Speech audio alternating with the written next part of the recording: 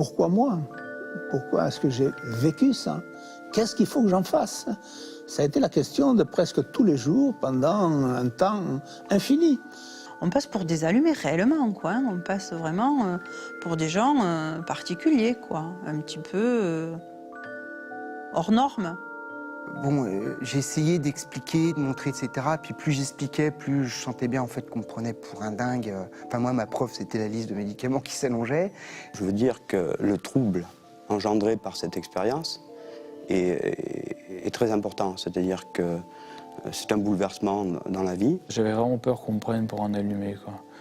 Parce qu'à l'époque, et même encore maintenant, les médecins, enfin les purement scientifiques sont encore un peu sceptiques. C'est vrai qu'ils ont envie de nous donner des pilules pour essayer qu'on te raconte ça.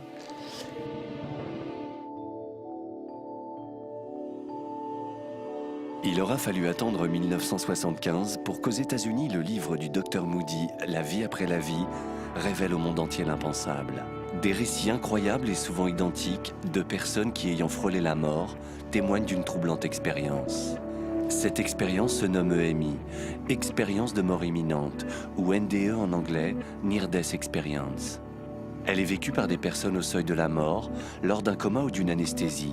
Ces personnes décrivent avoir ressenti des perceptions très fortes, comme un passage dans un tunnel de lumière, une vie à l'extérieur de leur corps, ou encore une rencontre avec des êtres d'amour. Tous sont persuadés que ce qu'ils ont vécu n'était pas un rêve, mais bien la réalité. Voilà, donc cette EMI s'est produite en 1999, c'est-à-dire il y a 10 ans. C'est un accident de santé, c'est pas un accident brutal, tout simplement une varicelle, qui est une maladie plutôt réservée aux enfants, si j'ose dire, et donc qui est dangereuse à un certain âge. J'ai fait une complication pulmonaire gravissime. Je me suis retrouvé donc dans le coma pendant 3 semaines, qui a été prolongé pour des questions de souffrance et de difficultés. Donc voilà, l'EMI a commencé dans cette phase, donc bien sûr. J'ai eu un accident de la route le 6 mai 2003. En fait, je conduisais, je revenais d'un entretien professionnel. Et en fait, je conduisais donc sur une départementale, normalement. Et à un moment donné, donc il devait être à peu près 12h30, je savais l'heure parce que j'avais regardé l'heure, parce que pour appeler mon conjoint, que j'étais un peu en retard. Et en fait, là, tout d'un coup, l'accident est arrivé. La médecine et les neurosciences doivent reconnaître le phénomène. Je pense, malheureusement, que trop longtemps, il y a eu un manque de confiance quelque part dans nos patients. Et trop longtemps, ça a été un tabou. C'est quelque chose de tellement particulier que les patients ont eu peur d'en parler, certainement aux médecins. Et je pense que ça, finalement, a changé.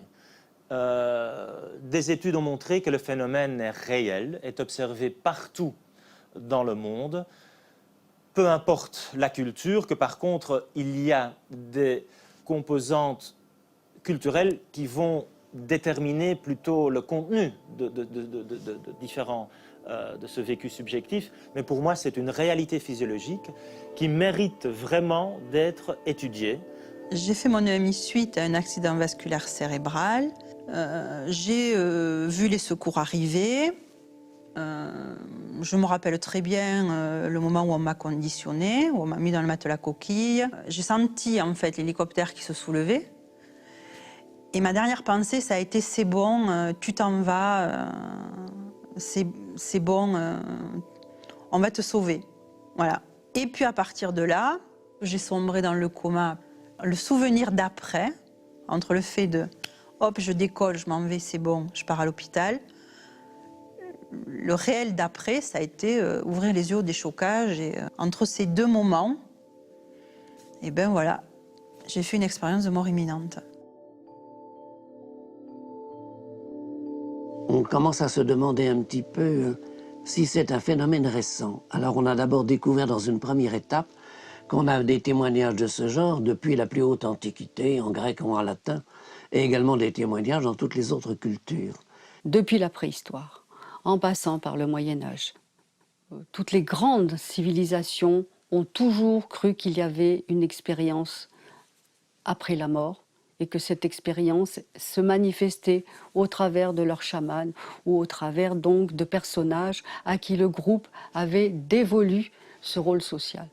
Voilà, en fait, à 24 ans, j'avais une vie de chef d'entreprise, autodidacte complètement, déjà bien affirmée. Et en fait, c'est un faisceau d'éléments, de difficultés, à la fois professionnelles, sentimentales, qui sont venus en quelques jours complètement m'anéantir. Voilà, je me suis retrouvé anéanti à un tel point que je me suis amené tout seul. Enfin, j'ai été amené dans la vie à vouloir mettre fin à mes jours. 1949, date fatidique pour moi, puisque j'avais 20 ans et j'ai fait mon service militaire. Une balle a explosé dans ma poitrine. L'officier qui commandait la compagnie m'a mis sur une jeep et on m'a embarqué pour aller à l'hôpital. Et puis à ce moment-là, je suis un petit peu tombé dans les pommes, dans la mesure où j'avais quand même perdu beaucoup de sang, j'étais fatigué, faible. Et je me suis retrouvé sur une table d'opération. Et puis je suis tombé à ce moment-là dans un trou noir. On ne peut pas expliquer actuellement l'expérience de mort imminente. On a des hypothèses qui pourraient expliquer certains éléments de l'expérience. On n'a aucune hypothèse qui permettrait d'expliquer l'ensemble de l'expérience. Toutes ces hypothèses, il n'y en a aucune qui permettrait d'expliquer cette étape de ce qu'on appelle donc la out-of-body experience ou la décorporation, où là, on a quand même maintenant un grand nombre de cas qui sont documentés, où des personnes ont rapporté avoir vu ou entendu des faits qui se sont produits soit à côté d'elles, à côté de leur corps physique, ou même dans d'autres lieux, pendant ce laps de temps où elles étaient, en tout cas, en mort apparente, on va dire. J'étais dans notre maison de campagne familiale, c'était un soir d'été très simple, et puis ma grand-mère découvre que le lampadaire de l'entrée ne marche pas. Et donc je lui dis, bouge pas, je vais y aller. Et comme j'étais un peu une sauvageonne, j'étais toujours pieds nus. Et donc quand je me suis approchée du lampadaire, j'ai saisi le lampadaire donc sans regarder, et il n'y avait pas d'ampoule et quelqu'un avait laissé la prise en fait attachée, donc branchée. Et ce qui s'est passé, c'est qu'en fait je devais avoir les mains un peu humides. Et comme le lampadaire était en fer forgé, le courant courait dans le lampadaire et moi j'étais pieds nus, donc ça faisait circuit fermé. Donc je suis restée collée. Puis l'électricité a couru et puis c'est comme on a tous les muscles qui tétanisent, on se met à trembler. Et puis je me suis mis à crier comme on crie dans les films d'horreur. C'était vraiment horrible, ça a résonné dans toute la maison. On a un phénomène qui est totalement reconnu par la communauté médicale et scientifique. Et en même temps, on n'a pas d'explication depuis une trentaine d'années.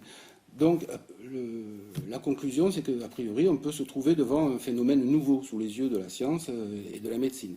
Donc, dans ces cas-là, la première des choses à faire, c'est de l'explorer, c'est d'essayer de comprendre ce qu'il y a derrière.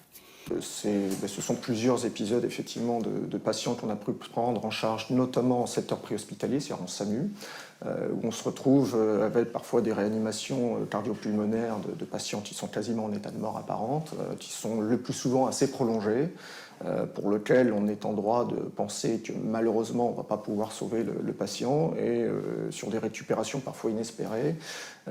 On a des témoignages a posteriori des patients qui sont effectivement assez troublants, avec des rapports de perception, soit de ce qui s'est passé pendant la réanimation, alors qu'on est en droit de penser que ces gens-là manifestement ne voyaient rien, n'entendaient rien, n'avaient pas de perception sensitive ou douloureuse de ce qui se passait.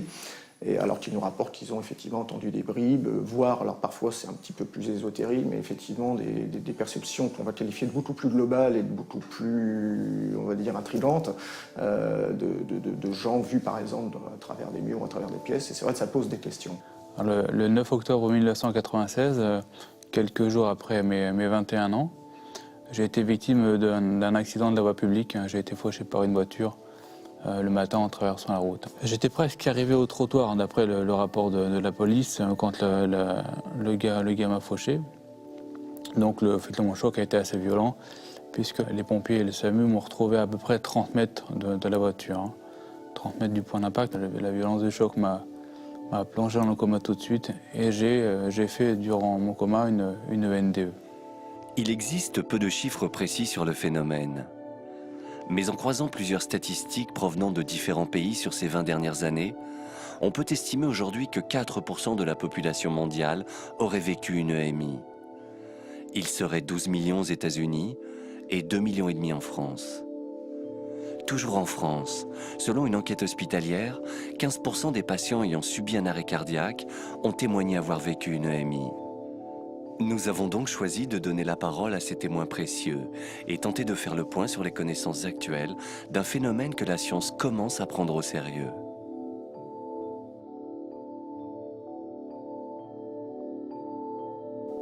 Je me suis retrouvé debout dans un tunnel. Un tunnel parfaitement cylindrique. Et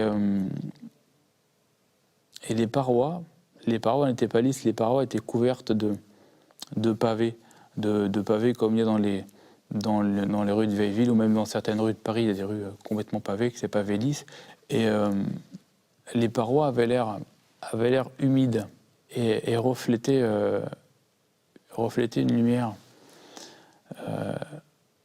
une lumière extrêmement blanche, extrêmement vive qui venait du fond du tunnel. C'est contradictoire, mais c'est une lumière très très blanche, très très vive, mais qui n'éblouit pas du tout. Et en plus de ça, qu'il y a une espèce... C'était une lumière qui avait l'air... Ça va paraître complètement fou, mais qui avait l'air un petit peu vivante, comme si c'était une présence. J'étais dans une lumière, dans quelque chose d'un peu vert, un peu verdâtre, une ambiance très cotonneuse, très silencieuse. Il n'y avait pas de bruit, mais alors vraiment pas du tout de bruit. Il y avait une lumière blanche, en fait c'était une ligne blanche, un blanc très luminescent, quelque chose de très intense, un blanc qui n'existe pas ici. Et en même temps, ce n'était pas du tout aveuglant, ce n'est pas du tout gênant. Je n'ai pas vu de tunnel, ni de lumière. Par contre, ce qui s'est produit est difficile à expliquer. En fait, pour dire une généralité, c'est que j'étais dans un état de perception très différent de ce qu'on connaît dans un état normal. Je veux dire, que ce soit les sens, la vue, je ne veux pas dire que j'entendais à ce moment-là, c'est beaucoup plus complexe que ça. C'est comme si j'avais été l'environnement, tout et rien en même temps, tout en gardant une part d'individualité, c'est-à-dire pas d'individualité, mais oui, j'étais encore quelqu'un, mais quelqu'un de beaucoup plus vaste. Je me suis en fait retrouvée dans une prairie verte, qui était très très jolie. En fait, c'était étonnant parce que l'herbe, elle me semblait vraiment extrêmement vivante, comme si l'herbe, elle avait une conscience, on peut dire ça comme ça.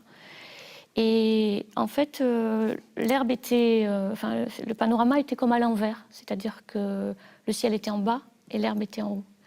Donc, je me suis dit, je vais faire une roulade pour me mettre dans le bon sens, en fait. Et c'est là que j'ai vu que j'avais pas de corps.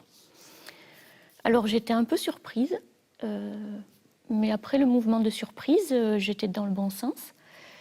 Et sans aucune transition, je ne sais pas pourquoi, j'ai été projeté vers cette lumière. Ou c'est la lumière qui est venue très rapidement vers moi, ou c'est moi qui étais projeté vers la lumière. J'ai plutôt l'impression que c'est moi qui ai été projeté à une vitesse fulgurante vers cette lumière-là. Je me suis retrouvé derrière, debout, dans une grande prairie, un grand champ, avec de l'herbe qui était... pas de l'herbe tondue, c'est vraiment de l'herbe sauvage qui devait faire, je sais pas, 10-15 cm de haut. Très verte, avec plein de petites fleurs parsemées, des fleurs sauvages un peu partout.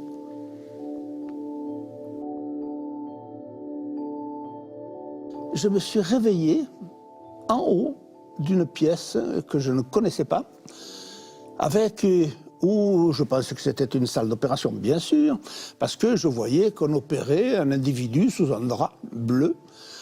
Et je me suis retrouvé surpris, étonné, bien entendu, mais nullement inquiet. Je n'étais pas inquiet du tout, c'était curieux comme état. Et puis j'étais là, en haut, ne sachant que faire, ou qu'est-ce qu'il m'arrivait, lorsque brusquement je me suis intéressé à ce que faisait le chirurgien. Et à ce moment-là, je suis arrivé à la pointe du bistouri du chirurgien, En une fraction de seconde, instantanément. J'ai eu envie de le voir, plouf, je l'ai vu. Moi, tout ce dont je me souviens, en fait, ce sont, comment dire, c'est une sensation, voilà. J'ai eu une sensation de tomber. Quand j'ouvre les yeux, et ben là, voilà, c'est ça qui est incroyable, c'est que je me vois au-dessus, enfin, je suis comme si j'étais collé au plafond, je me vois au-dessus de mon corps, et puis je peux voir toute la pièce. C'est comme si, en fait, ma vue était, toute la pièce était ma vue. Je voyais vraiment, c'est plus qu'à 360 degrés, j'avais une vue sphérique. Au moment où j'ai senti le cœur qui s'est contracté, en fait, dans un coup vraiment ultime, et donc c'est comme si j'avais lâché prise. Et donc je me suis retrouvée à très peu de distance de mon corps d'abord. Donc je le voyais trembler, je voyais ma grand-mère qui courait autour pour essayer de débrancher, de trouver une solution. Et moi j'ai tout de suite eu une sensation de paix intérieure, mais alors tout de suite, et de détachement par rapport au corps. Ça, je m'en fichais complètement, d'ailleurs ça m'appartenait pas en fait. J'ai noté une chose tout de suite, c'est que j'ai découvert que je pouvais voir à 360 degrés. Mais ça, je l'ai réalisé après. Mais sur le coup, je voyais à 360 degrés, c'était tout à fait normal. Je voyais les choses parce que je me concentrais dessus. Mais si je ne me concentrais sur rien, je voyais tout autour de moi, au-dessus, en bas, et je flottais. Je n'étais pas les pieds sur terre. Voilà. Je pouvais voir devant, je pouvais voir à droite, à gauche, en haut, en bas, en même temps. Je voyais à 360 degrés. Tout était tellement agréable, je peux dire agréable, que rien ne m'étonnait, ne m'effrayait, j'étais bien.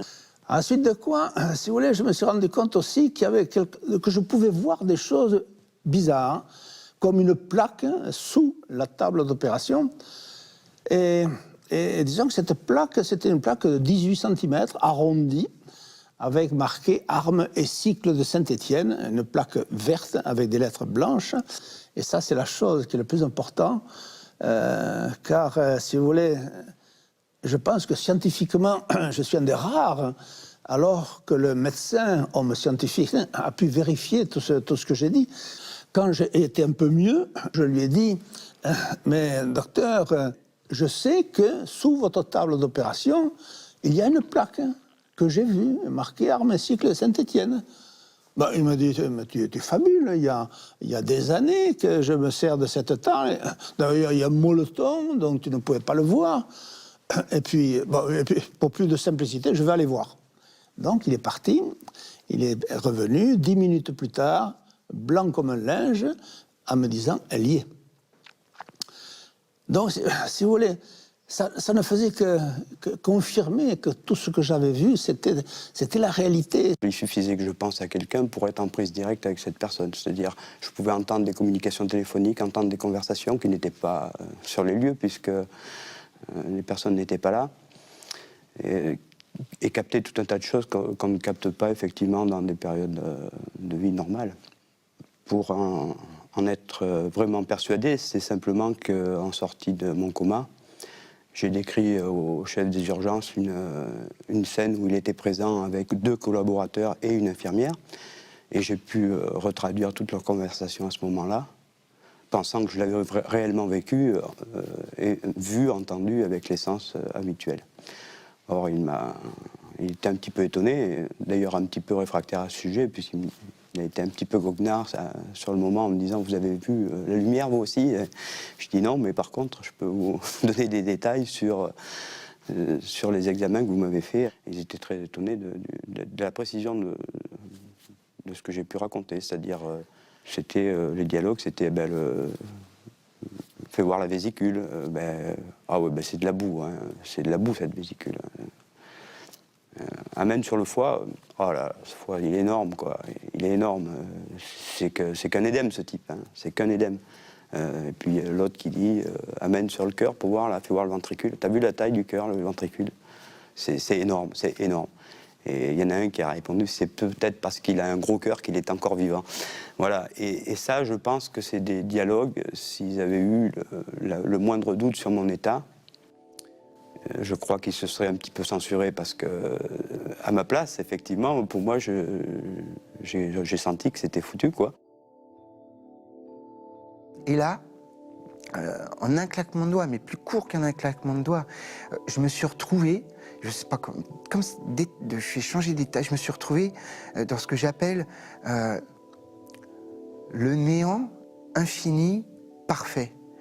Je me suis retrouvé dans le noir, le vide, j'ai envie de dire le rien, mais oui, rien, c'était rien. Et là, j'ai vu un petit point blanc.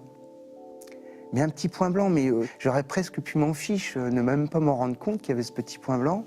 Et le fait d'avoir mon attention captée, attirée par ce point blanc, je ne sais pas si c'est moi qui ai été vers ce point blanc ou si c'est ce point blanc qui est venu vers moi, mais comme ça, instantanément, je me suis retrouvé dans une lumière. Je suis voyagé dans l'hôpital, j'ai vu des dortoirs, la salle des infirmières, enfin, etc. Et je suis revenu à ce moment-là, à nouveau, dans la salle d'opération. Et à ce moment-là, j'étais pas aspiré, mais attiré. J'ai été attiré vers le fond de la salle et je suis passé au-dessus de la personne qu'on était en train de charcuter. Je me rappelle être passé au-dessus de ses pieds, être redescendu et remonter légèrement dans un tunnel, une espèce de tunnel. C'était nuageux, grumeleux, et je suis monté dans ce tunnel. Et je me suis retrouvé dans un espace très noir, mais un noir vraiment noir. Ouais. Je me rappelle en détail, hein, même 13 ans après, les premiers êtres vivants que j'ai vus, c'était un lapin. Un lapin qui est arrivé par l'arrière, qui m'a doublé par la gauche. Un lapin blanc. Et quand il a été devant moi, il s'est retourné, il s'est redressé sur ses pattes, il m'a regardé. Et puis il est reparti. Et il s'est dirigé vers cette grande butte qu'il y avait au fond. Une personne est apparue devant moi, sortie de je ne sais pas où, parce qu'en face il y avait une butte et j'ai vu arriver de nulle part un personnage habillé en blanc, un personnage très très lumineux. Et ce personnage s'est rapproché de moi, mais vraiment comme si elle flottait légèrement au-dessus du sol. C'était une femme habillée avec une robe, un genre de robe tout en voile blanc, translucide, et robe qui descendait au ras de l'herbe. Et quand elle a été à une distance où j'ai pu la reconnaître, j'ai reconnu Claudie. Claudie, c'était ma tante qui s'était suicidée 6 ans auparavant, je crois, 90. Et au bout de cette lumière blanche, il y avait un halo. Et dans ce halo, il y avait des silhouettes. Et c'était mais que des personnes qui me connaissaient sur le bout des doigts, parfaitement bien. Moi, je ne les connaissais pas. Je n'avais pas le sentiment, en tous les cas, de les connaître. Donc je me suis dit, je vais y aller, je vais aller voir comment ça se passe. Et en même temps, je savais que si j'allais au bout de cette ligne blanche, je ne reviendrais jamais. Je savais que je partais vers la mort. J'en étais consciente de ça. Mais j'avais absolument pas la nostalgie ou de la peine de quitter mon entourage, mon boulot, ma maison, mes amis, tout ce que je peux avoir ici. Et donc, j'ai commencé à m'approcher un petit peu de ce halo et de ces silhouettes. Et plus je m'approchais, et mieux j'étais. Et j'ai regardé devant moi parce que je ne savais pas où j'étais. Et donc, au loin, j'ai vu des êtres qui arrivaient vers moi. En fait, ils avaient, on va dire, comme une espèce de silhouette humaine. Mais bon, on ne peut pas dire comme nous, avec des bras, des jambes et tout ça. J'ai pas vu ça. J'ai vu juste une espèce plutôt de forme qui ressemble à une forme humaine. Et donc, ils étaient blancs, mais blancs lumineux. En fait, blancs, je ne sais pas trop comment le décrire. Peut-être comme une lumière de plateau. Ou comme la lune. Un peu comme ça, blanc, encore plus lumineux que ça. Quand je les ai vus au loin de cette clairière, et ils sont arrivés en glissant, on va dire, sur l'herbe. Ils ne marchaient pas vraiment. Et là, donc, ils étaient sur 2 fils. Une file devant les petits, une file derrière les grands. Et en fait, ils sont arrivés. Et là, c'était l'amour total, l'amour absolu. Ce qu'on peut-être on appelle l'amour inconditionnel sur Terre.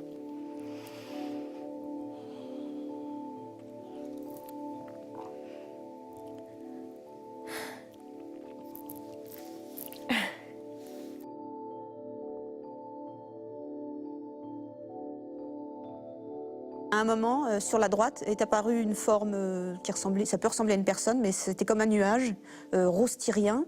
Et c'était plus grand que moi et ça dégageait beaucoup d'amour. Un amour inconditionnel extraordinaire. Moi, j'étais en paix. Alors ça, c'était génial. Plus de stress, plus d'angoisse, plus de peur, plus rien, plus de colère, rien. Juste un état de bien-être absolu. Et l'être de lumière m'a dit « regarde ». Et en fait, il ne dit pas avec des mots, il me l'envoie en pensée. C'est-à-dire c'est la transmission de pensée et ces mots résonnent en moi. Et un écran est apparu. C'était un écran rectangulaire. Aujourd'hui, à l'époque, les écrans plasma n'existaient pas, mais ça pourrait être l'équivalent. Sauf qu'il n'y avait pas de cadre. C'était un peu nuageux autour. Et puis, c'était d'abord blanc, et puis après, j'ai vu 14 années de ma vie défiler. L'être de lumière ne me jugeait pas du tout. C'est-à-dire que c'est moi qui ai jugé mes actes, et j'étais déçue, en fait, par ce que j'ai fait. J'étais déçue par mon avarice d'amour, mon avarice de communiquer ce que je ressentais de bon. Et l'être de lumière m'a dit « Bon, alors, est-ce que tu es prête à partir? Est-ce que c'est bon, c'est OK ?» Moi, je regardais l'écran, je disais, bon, oui, 14 ans, je suis un peu jeune pour mourir, mais bon, si c'est le moment, allez, j'y vais. Et j'ai dit, ok, d'accord. Et bien, j'y allais tranquille, moi, j'avais pas de problème. Pour moi, finalement, la situation s'était calée, tout était bon. Et donc, au moment où j'ai dit, ok, il y a un truc étonnant qui s'est passé. J'ai eu la sensation que ma tête s'ouvrait, en fait, et qu'il y avait une espèce de douche qui m'est tombée, mais d'un coup, boum, et il y a eu des milliers d'informations. Et en fait, moi, je dirais, c'était comme mon dossier d'âme, enfin, ma bande d'archives d'âme, en fait. Alors, c'est très difficile à expliquer, mais c'est-à-dire que d'un coup, je me suis souvenue des vies antérieures, pourquoi j'étais venue là, c'était quoi le but de la vie, qu'est-ce qui était vraiment important, et puis surtout une reconnexion à quelque chose qui n'a pas de nom, qui n'a pas de... simplement l'amour absolu, l'amour inconditionnel qui vous emplit complètement et vous êtes dans un bien-être absolu. Et au bout d'un certain temps, j'ai vu au fond de cette noirceur une espèce de lueur qui s'est dégagée. Et puis cette lueur a grandi, a grossi. Et elle s'est transformée, elle s'est un petit peu restreinte, et elle s'est transformée en lumière. Mais une lumière d'une puissance, pire que les spots qui nous entourent. Et alors, elle s'est approchée de moi, et au fur et à mesure que cette lumière s'approchait de moi, j'étais de plus en plus heureux. Mais un bonheur qui était pas terrestre, je ne peux pas dire, je n'ai jamais connu cela. Cette lumière, il y a eu une discussion avec elle, il y a eu un échange, et surtout le sentiment que j'avais, c'était que cette lumière m'aimait. Et près de cette lumière, brusquement, je me suis rendu compte que je savais tout, je connaissais tout. Je connaissais tout, la botanique, les mathématiques,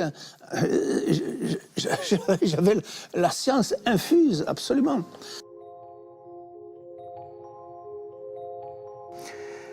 J'étais, tout en étant moi, j'étais cette lumière. Et pourtant, cette lumière était distincte, mais on ne faisait qu'un.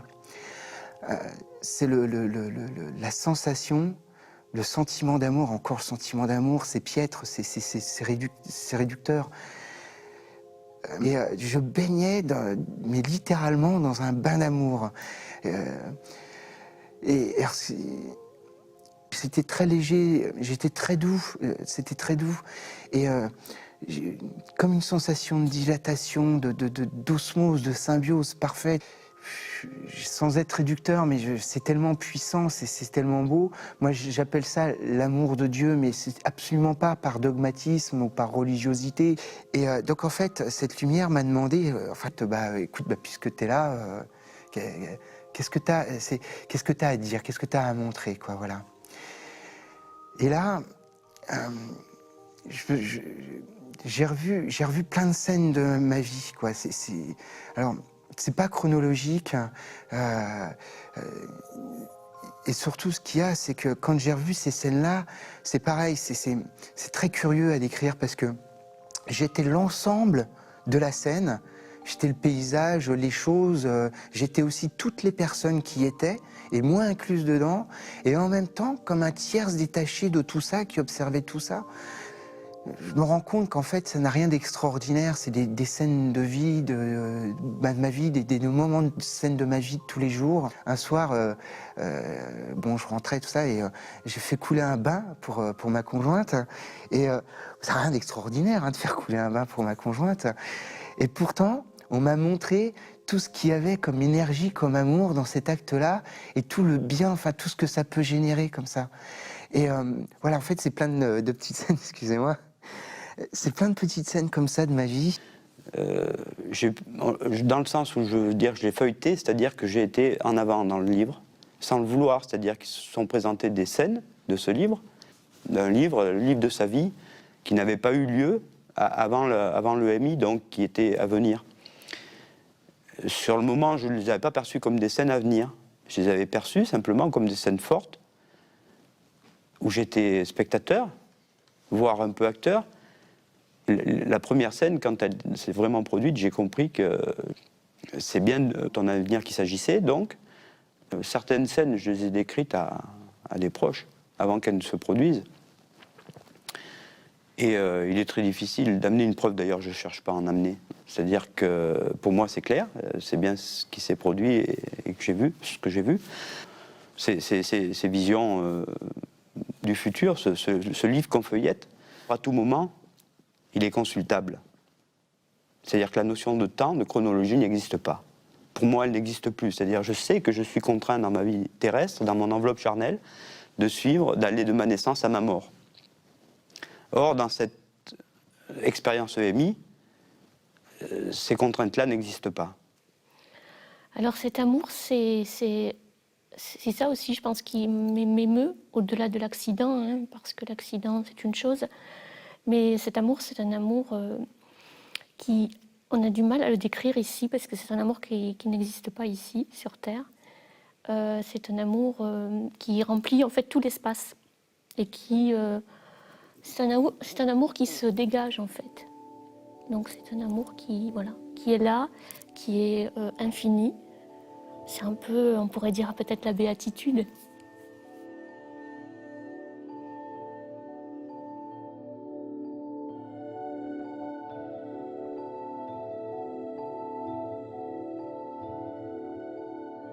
Elle était très belle, très lumineuse, elle n'avait aucun signe de vieillesse, une peau très blanche. Elle ne m'a pas dit beaucoup de choses. Elle était très directe, elle m'a dit « je ne veux pas que tu ailles plus loin. Je te laisse regarder autour de toi, mais il faut que tu fasses demi-tour, Sandrine t'attend. » Sandrine, qui était ma petite amie de l'époque, et c'était l'argument pour que je fasse demi-tour.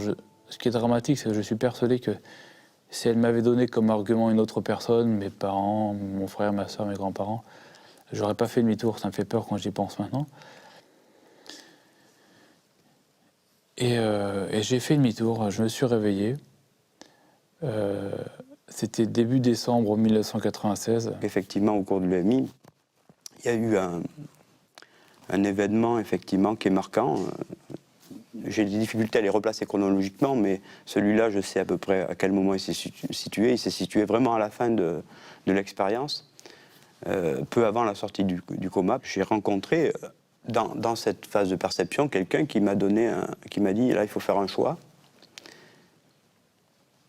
ou vous rentrez ou vous restez. Et ce choix il me paraissait simple, je rentrais puisque j'avais envie. La difficulté dans cette EMI, c'est qu'on a contact avec tout le monde, on entend, on voit. Communique pas. Et quelque part, le choix que j'ai fait de revenir, c'était probablement pour mes enfants, parce que quelque part, j'avais besoin d'être là pour mes enfants, et ce qui après m'a paru un peu stupide d'ailleurs, à vrai dire, après avoir fait le choix.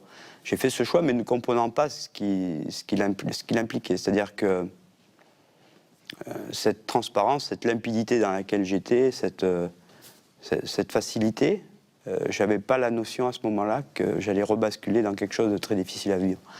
Et ça a été très galère. Hein. Le retour a été très galère, douloureux, à tous les points de vue. À un moment donné, j'ai entendu une voix, par contre ça c'était une voix féminine, qui m'a dit « on ne te veut pas ». Je me suis dit « ben tiens, elle est gonflée celle-là, pourquoi elle ne me veut pas ?»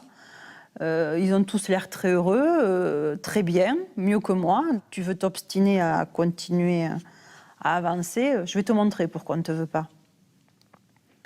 Et donc à ce moment-là, j'ai vu ma tombe, mais vraiment ma tombe, il n'y avait aucun doute, c'était vraiment la mienne.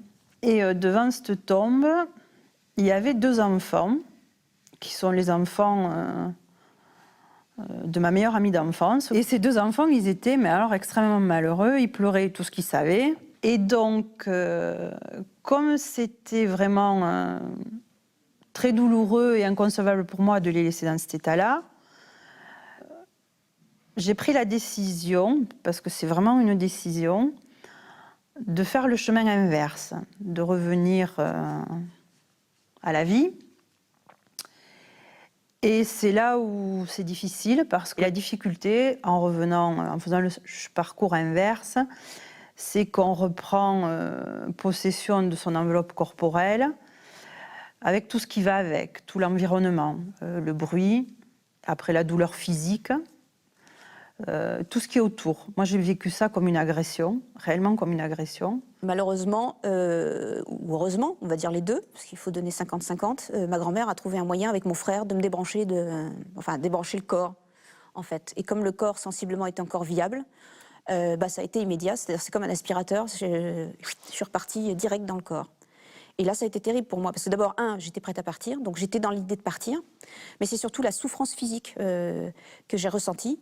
D'abord, j'avais l'impression de réintégrer une boîte de sardines, c'était vraiment cet effet-là, trop petit, froid, dur, et puis en plus, et j'avais surtout la sensation d'être extrêmement mal encastrée dans le corps. C'est-à-dire j'ai l'impression d'avoir la tête au-dessus du crâne, en fait, et d'avoir mes yeux au-dessus du crâne. Et je voyais rien, j'étais aveugle, je les voyais pas.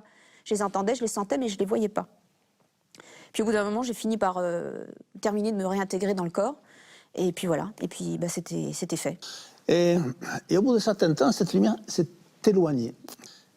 Et je me suis rendu compte que ce n'était pas la lumière qui s'éloignait, c'est moi qui repartais, et c'est moi qui recommençais à redescendre dans le tunnel avec une tristesse infinie. J'ai réintégré par la fontanelle.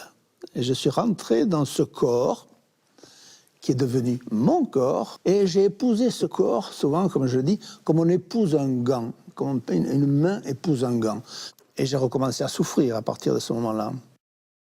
Alors après, donc tout s'est arrêté tout d'un coup, c'est-à-dire que j'ai quitté cet endroit, j'ai quitté ces êtres merveilleux, et je me suis retrouvée de nouveau dans la voiture. Et là, c'était très violent, parce que la douleur, déjà, c'était intolérable, la douleur dans le corps. Et en fait, il y avait quelqu'un à côté de moi, un pompier, qui m'a dit, en fait, ouvrez les yeux, il faut ouvrir les yeux. Donc j'ai ouvert les yeux et j'ai vu le volant déformé. J'ai compris tout de suite que c'était très lourd, parce que j'ai vu tout de suite un peu comme ça la voiture qui avait l'air déformée et la douleur qui était vraiment immense dans tout mon corps. Donc j'ai compris que c'était grave. On m'a emmené, j'ai pas de mots, mais on m'a emmené dans l'univers création. Et en fait, j'étais à la fois ce tout, cette immensité parfaite, cette infinité, et je me suis senti traversé, mais d'une énergie. Ce bain d'amour dans lequel je baignais mais a été encore plus fort de cette énergie, je vous assure. Et là, j'ai réintégré mon corps. Et depuis que j'ai intégré mon corps, je vous assure, je mesure et je pèse le sens et le poids de l'incarnation. C'est moi qui dis que c'est atroce, parce que j'ai conscience d'où je viens et ce que j'ai vécu. Et je me sens tellement limité, c'est pénible. Bon, maintenant j'ai appris à vivre, hein, mais c'en est presque douloureux et déprimant au début, quoi, voilà.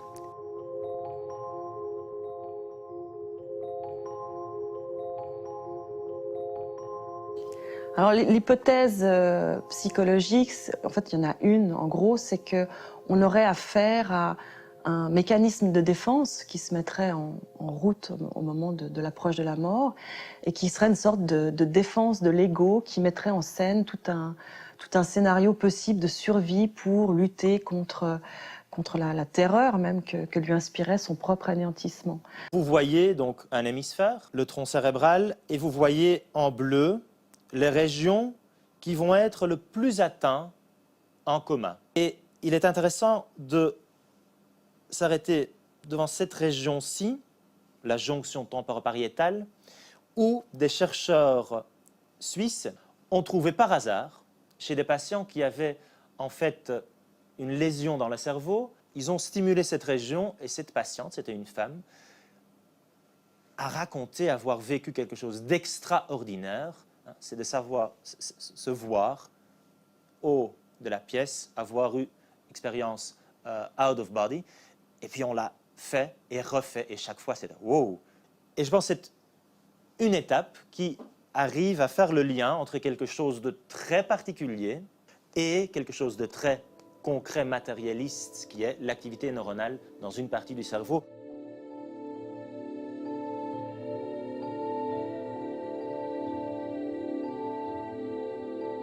J'avais vraiment peur qu'on me prenne pour un allumé, quoi. Déjà, ma mère m'avait dit, tu fais attention à qui t'en parles pas au docteur de ce que tu viens de nous raconter. Hein. Ce qui fait qu'on met du temps à en parler, en fait, c'est que on a peur du regard des autres et du jugement de valeur des autres. Elle fume, elle boit, elle n'est pas bien, elle est normale, elle n'est pas normale. Moi, je me suis retrouvée confrontée, c'est vrai, à une certaine solitude par rapport à cette expérience, parce que je ne voyais pas très bien à qui en parler. Je n'étais pas trop branchée pour en parler à des prêtres. Après, je me disais, les personnes, on va dire, qui ne l'ont pas vécu, ils ne comprennent pas trop bien pourquoi c'est si important et si bouleversant, et pourquoi ça change tant les choses. J'ai étudié pendant 20 ans plusieurs centaines de témoignages, et il y a beaucoup d'éléments qui sont concordants, qui laissent penser qu'on peut appréhender ce phénomène d'une manière très simple, sous la forme d'une perception globale d'information. Une perception globale, c'est très simple. Ces personnes vous disent qu'elles ont perçu ce qui s'était passé autour d'elles. On sait en même temps qu'elles n'ont pas pu le voir avec les yeux, qu'elles n'ont pas pu l'entendre avec les oreilles. Donc, le protocole de recherche que nous sommes en train de mettre au point et de lancer va porter essentiellement sur une tentative d'objectivation des perceptions vérifiables durant une expérience de mort imminente. Les étapes du protocole de recherche que Jean-Pierre Jourdan propose et pour lequel on essaie de s'inscrire dans une communauté médicale, c'est, première chose, essayer de définir l'état de mort imminente. C'est quoi ? Déjà, ce ne sera pas très simple, il va y avoir un travail collectif là-dessus. Deuxième chose, c'est d'essayer de démontrer, si elles existent, c'est la vraie hypothèse générale de départ, que les perceptions neurosensorielles qu'il y aurait autour des états de mort imminente existent vraiment et qu'elles sont différentes de celles que l'on connaît. L'audition devient différente, les sensations visuelles deviennent différentes. Il y a peut-être cette notion de perception globale des sens qui est différente. Tout ça, c'est des choses que l'on imagine ou que l'on croit comprendre par les retours d'expérience des patients, mais il faut dire ça existe ou ça n'existe pas. Et une fois qu'on aura répondu à cette question, si ça existe, et si on peut avoir quelque chose qui permet de le quantifier et de le mesurer, c'est de recueillir des données médicales et des données auprès des patients au plus proche de ce qu'ils ont vécu et non pas des années après.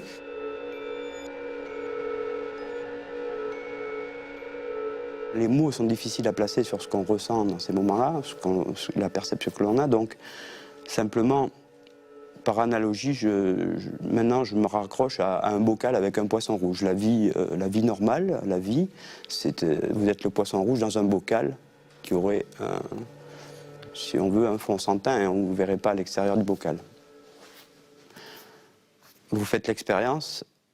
Vous êtes à la fois dans le bocal et hors du bocal, c'est-à-dire vous avez une perception de l'océan. C'est comme si le bocal était posé dans l'océan et vous avez accès à l'océan. Rien n'a changé dans le bocal. Votre perception du bocal est la même.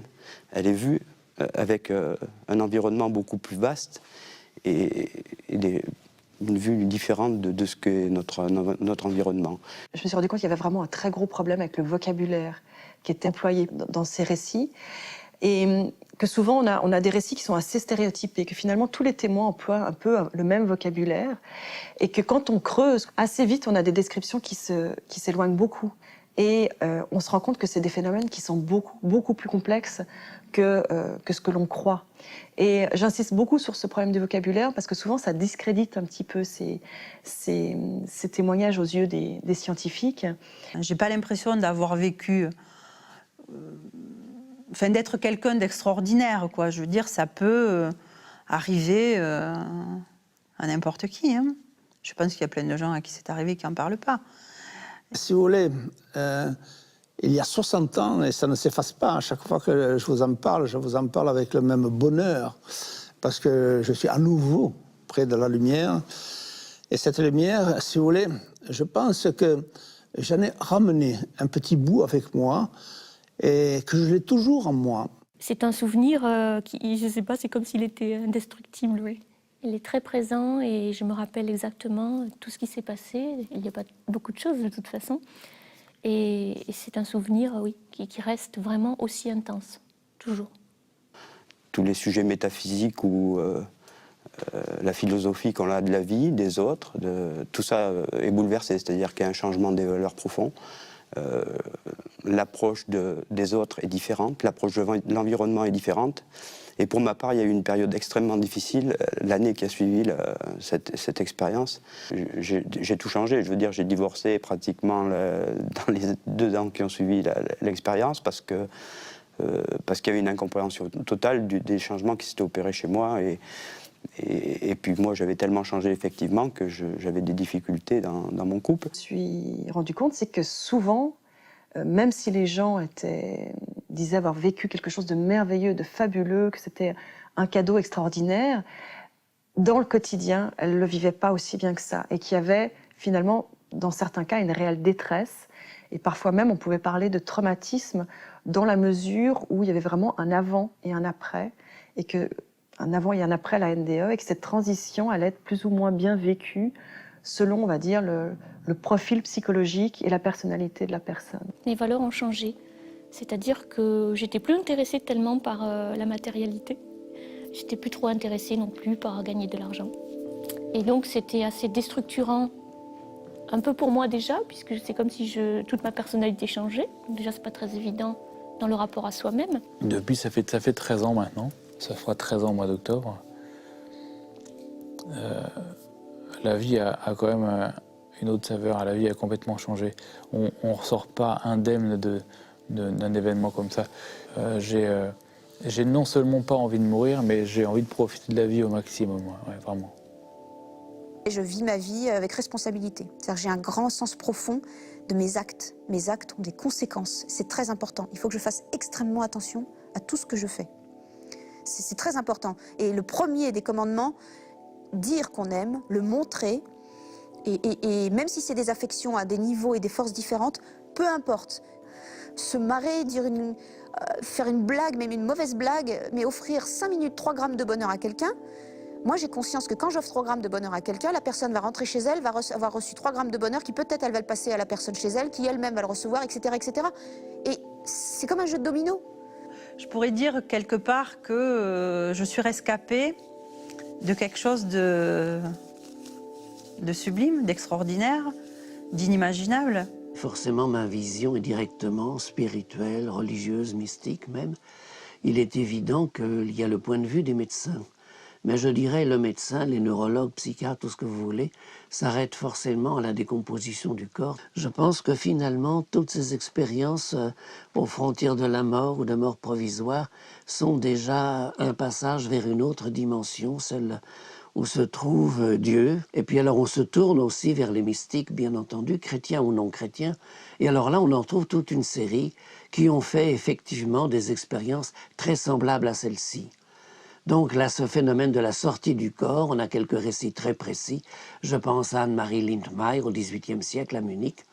Elle va même demander au Christ de ralentir le processus pour qu'elle puisse mieux l'observer et le décrire à son confesseur. Et puis, ce qui est remarquable chez les mystiques, c'est qu'ils ne vont pas s'attarder dans les étapes intermédiaires. Ils sont vraiment directement appelés à faire une expérience de Dieu. Donc là, ils foncent au niveau le plus élevé de ceux qui ont fait ces expériences aux frontières de la mort, vraiment le niveau au terme tout à fait de la fusion en Dieu, de la fusion dans la lumière. Je pense que c'est l'histoire de la science, qu'une partie de notre pensée magique est remplacée par la pensée rationnelle scientifique. On a eu l'exemple avec le rêve, qui pendant très longtemps est resté, je dirais, le domaine, comme la conscience au terme large, de la philosophie.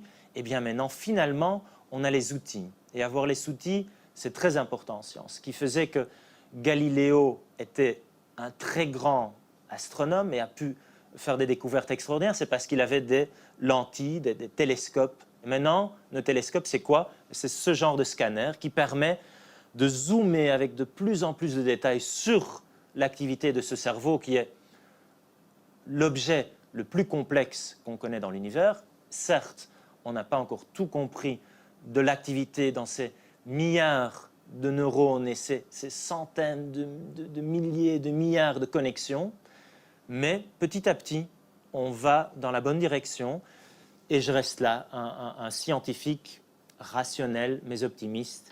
Pour moi, c'est la suite, c'est-à-dire que dans ma compréhension et dans ma croyance d'aujourd'hui, c'est que la vie ne s'arrête jamais en fin de compte. La vie est comme un cercle. Et donc, à un moment donné, on est ici dans des corps, évidemment, et puis à un autre moment, on est ailleurs, dans d'autres plans. On passe d'un état à un autre. C'est-à-dire que on est toujours en vie. En plus, je suis la même personne. Je passe de l'autre côté au départ, j'ai les mêmes réflexions, j'ai les mêmes sentiments, mais on a enlevé la peur. La peur, ça appartient au corps. Le stress, ça appartient au corps. Donc c'est la même chose. Je suis en vie d'un côté, d'une façon, et je suis en vie de l'autre côté, d'une autre façon. C'est de passer de l'autre côté du miroir. C'est tout. On passe une porte, voilà. Une porte invisible. C'est comme passer un portique d'aéroport. Voilà. C'est exactement la même sensation. Il est évident que cette NDE, ensuite, on la retrouve à toutes les époques, et plus particulièrement au Moyen-Âge, dans les ars moriendi. Les ars moriendi, c'était l'art de bien mourir.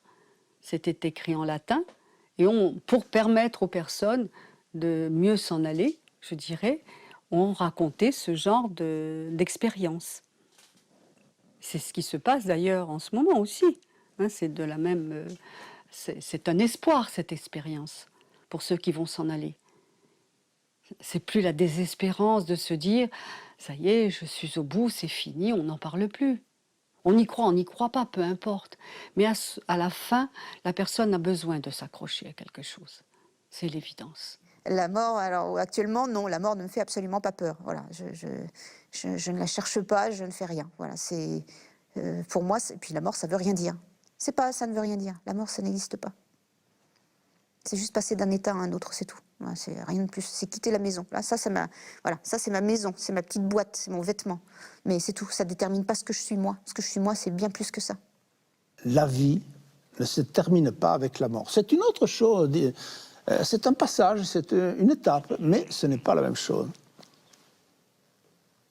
Je le ressens comme une étape, c'est-à-dire que ce n'est pas une croyance aujourd'hui, c'est une certitude pour moi. C'est-à-dire que, et c'est pour ça, je pense que les craintes sont complètement abolies chez moi, les craintes que je peux avoir pour moi-même ou pour même mon entourage. C'est-à-dire que le fait de perdre quelqu'un de cher ne m'effraie pas vraiment, compte tenu de l'expérience que j'ai vécue. Et je vois bien qu'il y a eu un temps, après l'expérience, où j'ai vraiment intégré, j'ai cheminé, j'ai digéré, j'ai appris à vivre avec, j'ai appris à vivre avec moi-même, j'ai appris vraiment, voilà, j'irais à trouver un centre d'équilibre, un point d'équilibre, voilà. Alors, ça rend pas la vie plus belle, hein. La grande différence, c'est que j'ai des choses qui sont plus fortes que ces problèmes-là. J'ai des choses plus belles qui prennent le dessus, voilà. Pour conclure, j'ai suffisamment entendu de témoignages concordants pour avoir la certitude qu'il y a de toute façon quelque chose à chercher là derrière. On ne peut pas se contenter d'explications simplistes, qu'elles soient rationalistes en disant oui, bon, c'est des hallucinations, on n'en parle plus, ou c'est les médicaments, on n'en parle plus, ou alors c'est la conscience, c'est l'âme qui sort du corps, on n'en parle plus. Ça, c'est pas des explications. On est médecin, on est scientifique. Il y a un certain nombre de phénomènes répétitifs qui sont consistants, qui sont cohérents. il faut les explorer. C'est ma seule conviction intime, c'est qu'il y a quelque chose à trouver là derrière. On ne peut pas laisser tomber ces expériences en les jetant d'un revers de main. Quand j'en parle en tant que scientifique, c'est clair, je n'ai aucune preuve, et là, en tant que scientifique, je doute. Après, dans mon ressenti personnel, je dirais que mon ressenti est qu'il y a quelque chose après.